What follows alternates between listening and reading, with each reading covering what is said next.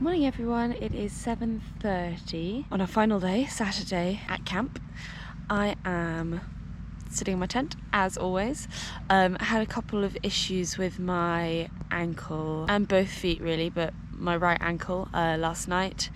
Couldn't really move it at all. It was very strange. Definitely not broken, but it was just very swollen. Checked it out this morning. It's still very swollen. It looks like I've lost my ankles a little bit, not entirely, thankfully. So today's going to be definitely very tough. I have no idea what it's like to walk on because I've not gone anywhere yet today, but I think I'm just going to strap it up as much as I can and hobble my way 27 kilometers to the finish.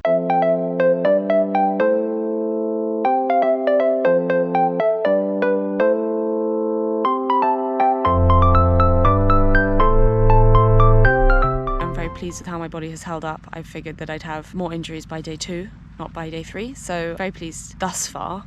But if this is more of a problem than I currently think it is, then that could be frustrating, especially as we'll be on the middle of a mountain with no way of getting home, except for some sort of extraction method. Anyway, I'm gonna go and have some coffee and some breakfast now, and we're getting up later because, the run is starting later today, so I had a little bit more of a lie on, although my body was insisting that 6 a.m. this morning was definitely the time to get up, so I was awake for quite a long time then, but I finally woke up more recently, which is very nice. Had a bit of a longer sleep, and then we're setting off at 10 and hobbling the way home, I hope. Breakfast this morning is Lio organic porridge with apple cranberry, cinnamon and chia seeds. It's the smallest breakfast of the bunch at only 350 calories, but I'll probably have this and my coffee and then some more porridge if I can pack it in before we leave. But today's the shortest day and I've still got quite a lot of food for on the run. Similar thing, you head out of here, you head on that trail, there'll be no markers because you can't go wrong. You'll hit the beach, if you remember that, the checkpoint will be in the same location. You'll head up the hill and then you'll have some good bearings then because you'll go down and stuff like that. 5, 4, 3, 2, 1. We're off day 3, short day today. I'm in excruciating pain in my foot, so if I get to the end I will be happy. And we know the route today, so just trying to slog it out.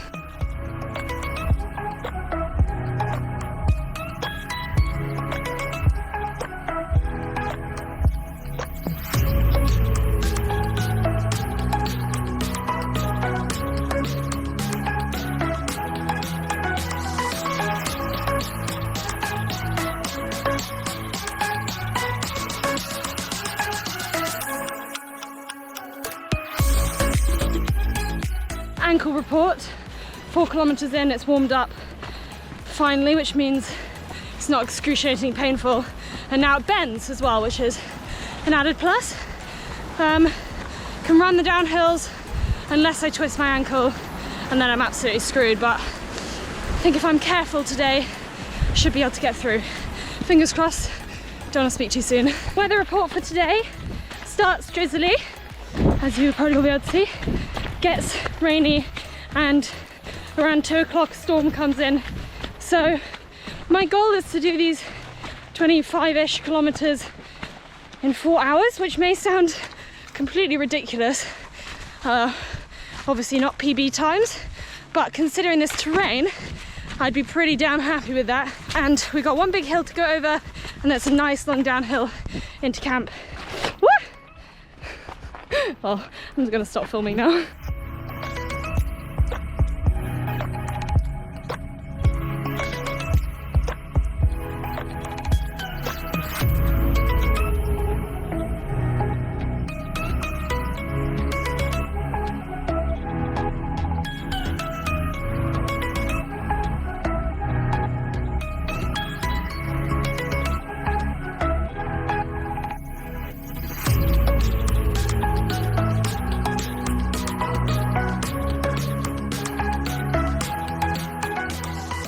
I wanted to talk to you guys about poles, because as you may have noticed, I've been using poles for really all the days so far. So I only got these on the way up here, but I have used poles once before during MCC. I borrowed a friend's pair to test them out. They are very useful and not cheap. Obviously you can get different kinds, but none of them are cheap, but they help take the pressure off your legs when you're climbing. Obviously I can't do it while I'm vlogging, but that's the plan. And then they also, on the downhills, help stabilize yourself, make sure that you're not going to fall over. They kind of act as an extra pair of legs. And then during the boggy bits, you can test out bits of water, make sure that it's not knee deep, although I only really learned that too late on day one. And then also when you've got an injury, kind of act like crutches, taking a bit of pressure off your ankle or your knees or whatever it is that is hurting, which will be probably everything. So yeah, if you're considering doing a multi-day or even an ultra, anything really in the mountains that's long, consider getting poles, maybe borrow friends if you can, test them out, see what's what. My recommendation of the day.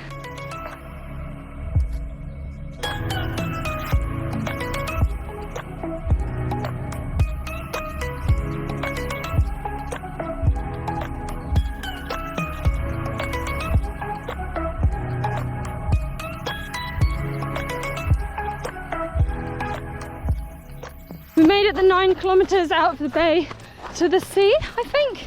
You guys may remember this from day one, near the end, near-ish the end, 8 kilometers in fact. Very pretty. A little bit rainier today than it was then. Just had a big downhill stretch, which I'm trying to run, because downhill stretches are really the only thing that I can do that other people struggle with, because I just have no regard for my knees whatsoever. Flat bits, on the other hand, completely useless. I can't run it. I'm like limpity limping. Anyway, I almost had fun for a bit, so that's nice.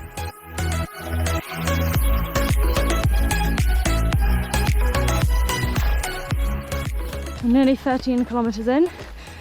We've started the big climb, which goes up and up and up, very steep, until like a 10k decline, or 9k or something, all the way to camp, which is good. Okay, so the weather is coming in from the other side of this hill. So I'm minorly protected right now, and as soon as I get up this next bit, it's gonna come chucking it down. So I'm gonna put my hood up, put my head down, and just get over it.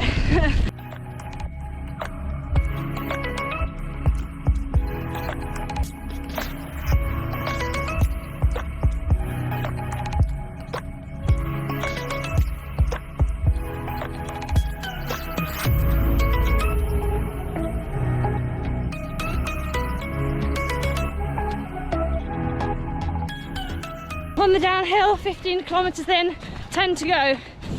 Foot's still excruciatingly painful, but to be honest, these gnarly downhills kind of take my mind off it a little bit. Doing okay. Just hoping that I can catch up with some people on these bits. They are proper gnarly. I've been running / shuffling for a few kilometers now. These flat bits are just no fun because I can't run properly, even though I still got the energy because of my foot / ankle / everything, and I'm being overtaken by everyone. That sucks. Not that I'm competitive or anything, case in point. But yeah, just shuffling along to the end. We're 19 kilometers in, nearly there.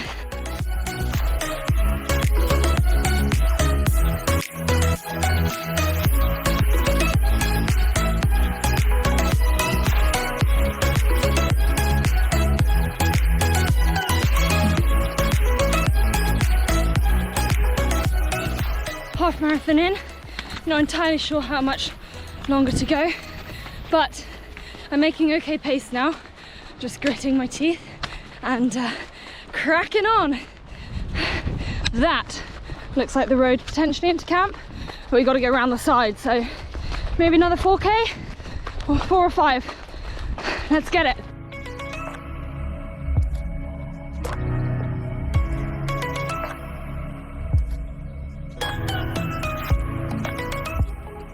I wish I could have filmed more of today for you guys. but I'm just completely destroyed. Stacked it 4 times in about a mile on the hill. So if I have crap all over my face, it's because I fell into like a bog and then a puddle and then a river and then just like a grassy tussock. Bloody hell. We're nearly back. Nearly back. I want to race it, but I can barely move.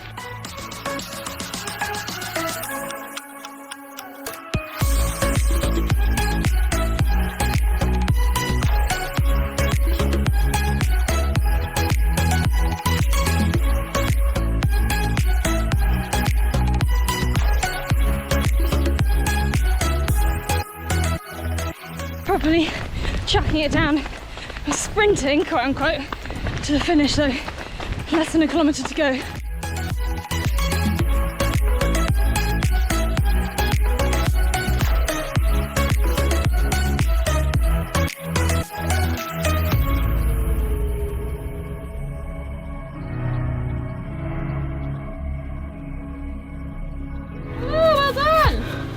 And it's about 75 kilometres further than anything I've run, so a little bit much. I made it. Can't believe it. Like sprinted the last bit. Couldn't film coming in. Absolutely dead. And we don't have our night bags yet. So I'm just in my wet gear waiting for some dry clothes to arrive. But I got a very cool medal. I think it's one of my first wooden ones, and I love them, from the sustainable wood sources around here, so that's cute. Definitely the hardest thing I've ever done. A bit knackered, to be honest, but very, very, very pleased.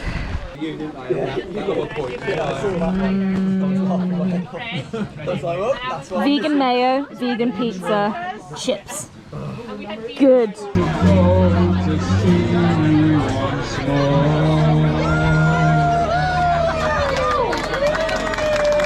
And the first female of the first ever Highland Ultra goes to Flora Beverley.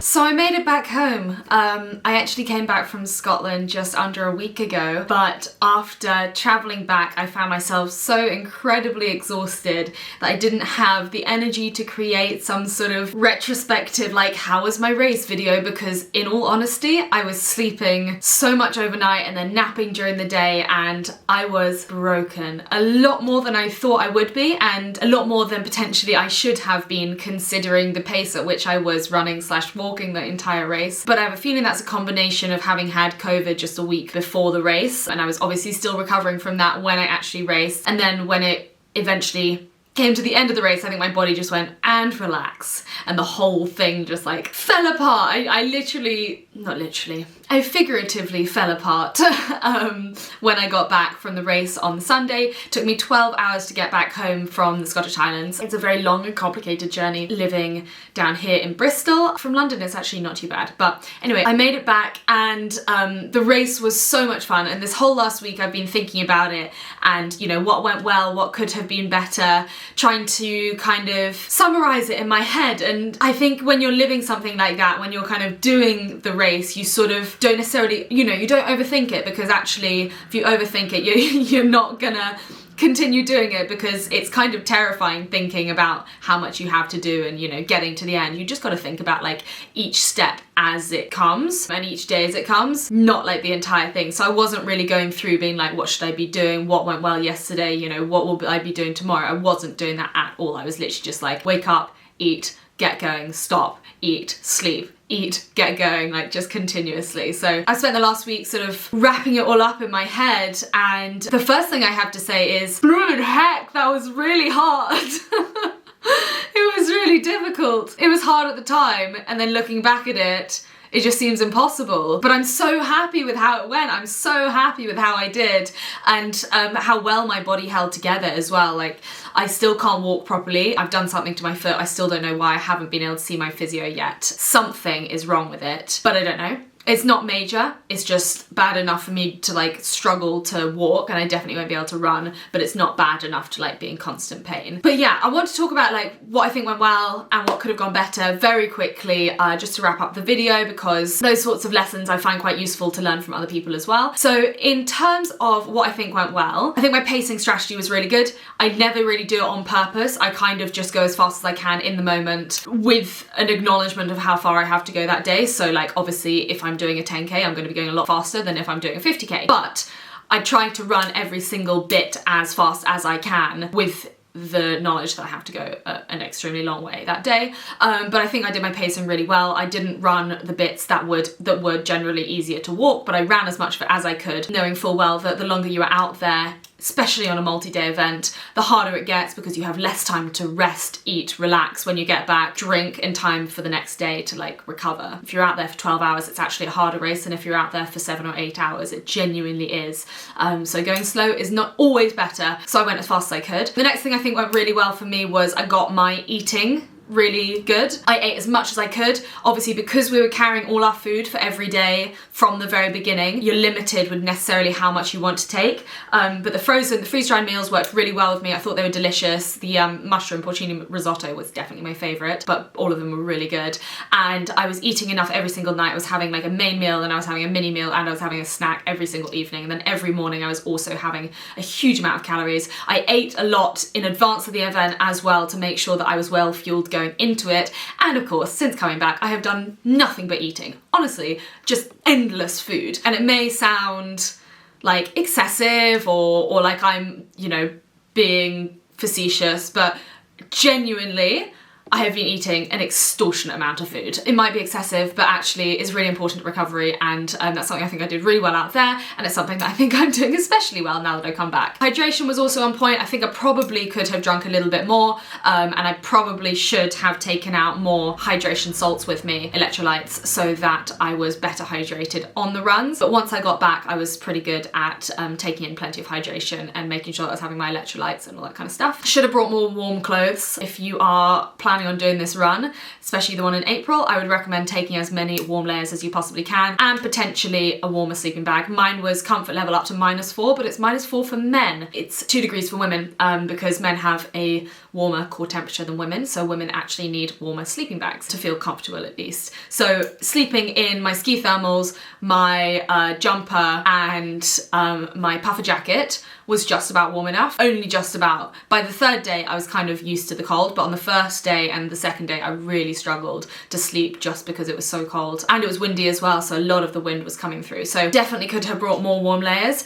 In terms of other things that went less well, I always think I could have gone faster, and of course I probably could have gone faster. I wish I hadn't hurt my ankle or my foot, but like not really much you can do about that, except for more strength training in advance. That's kind of a longer term strategy. This winter my plan is to get really strong so that when I have trail races and ultramarathons next year, I can handle them, my ligaments can handle them, it's not going to be such a shock to the body. So lots of strength training, lots of getting fit, but not just cardiovascularly, going to the gym, working those muscles, making sure my ligaments are strong and healthy so that when I do things like this, I don't injure myself every single time. That would be really good. Other negatives, what else? Well, one thing that I always think is when I do these things, I always think that I could have captured more of the experience. And obviously I was vlogging for you guys, and there were photographers on course, which is really amazing, but I would have liked to have captured more of it. I really struggled to film when the going got tough. I didn't want to be negative on camera, so I didn't necessarily film when I was feeling not so great. I did a bit, but not all of the times that I was feeling a little bit down, because I don't necessarily think it helps to share, but of course it is realistic. You will have moments where you don't feel, you know, 10 out of 10 great. And also, you know, the bits that were physically very difficult, I had to use my poles in both hands, so I found it quite difficult to film. But if I wasn't racing, I could have captured a bit more of it, I think, both on my phone and also on my GoPro, because actually looking back on those things is what keeps me going until the next race. I really enjoy looking back over race vlogs vlogs and race pictures and, you know, various videos that I've got on my phone. But all the videos that I took are like me, this is on my phone, all the videos and pictures that I took are me on a track that looks flat, you know, going at a very leisurely pace. It makes it look like a very easy run, when in reality, it was just those are the only bits that I could actually film quite well. I would have filmed a little bit more, I would have taken more pictures, and I think it's something that you're kind of like, you know what, I'll just remember it, but you never remember all of it. Your brain kind of switches off for a lot of it. So I don't know, I would say stop, enjoy the moment a little bit more. That would always be my recommendations for these sorts of events. And something that I try to do, and I do think I do, but I think you could always do a little bit more. So that's kind of something that I would say would be like a downside a little bit. And other than that, you know, I think I got to know lots of people there. I think I had a really great time chatting to new faces as well. You know, I went up not knowing anyone there. I knew of a couple of people. So it was really great to meet new people. And I would say that if you have one of these races coming up and you're worried about going by yourself, or you're worried about even signing up to one of these races, don't be. There are so many nice people. Like obviously the traveling, it can be stressful by yourself, but actually once you're there, everyone's so friendly, everyone's on the same wavelength. A lot of people do go by themselves because their partners or family or friends think they're completely insane and refuse to sign up. That's definitely the case with me. So you meet loads of people who have come by themselves and are looking for a friend. So that's always nice. And you know, when you run for 8 hours with someone, you tend to get to know them pretty well, pretty quickly. And it's not really awkward because you're not like sat face to face to each other. You're literally just like going in the same direction. So you might as well chat. So that's kind of it. Like, I think it went really well. Poles were definitely a good idea. More warm kit would have been good. More food maybe. But I'm really happy with how it went. I literally couldn't have asked for more. I went out there wanting to maybe complete it. I was fully expecting to not really be able to do days 2 or 3, and you know, even day 1 I was expecting to be more of a struggle. So I'm very, very pleased with how my body held up. I have been paying for it this week dearly, but I don't have any races coming up. That was my A race of the year. That was the one that I really, really desperately wanted to do. So really, really pleased with that, and hopefully I'll be back to running soon. Hopefully I'll be sharing some more races, videos, training stuff soon. So if you do actually have any suggestions, anything you'd like to see, I am now free from any specific training. I've got a couple of fun runs later in the year, but if you'd like to see any specific videos about how I train, what sort of stuff I'm doing, me getting strong for winter, or any other videos that you would like to see, please do comment them down below. And I hope you enjoyed this video. I hope you found it insightful and entertaining and enjoyable. I thoroughly recommend signing up for this race. It is incredible. I think anyone can do it at a pace. It is tough. It's definitely not what I would call a novice race, but I think because of the amount of unrunnable terrain, it's very possible to just hike the whole thing, which makes it very long days, but it is kind of feasible for anyone. There were lots of people who were in their 60s and potentially 70s there as well, so if they can do it, you can definitely do it. If you did enjoy it, please do give this video a thumbs up and hit the subscribe button to be notified about my next videos that will be coming along. Thanks so much for watching, and I will see you next time. Thanks again. Bye!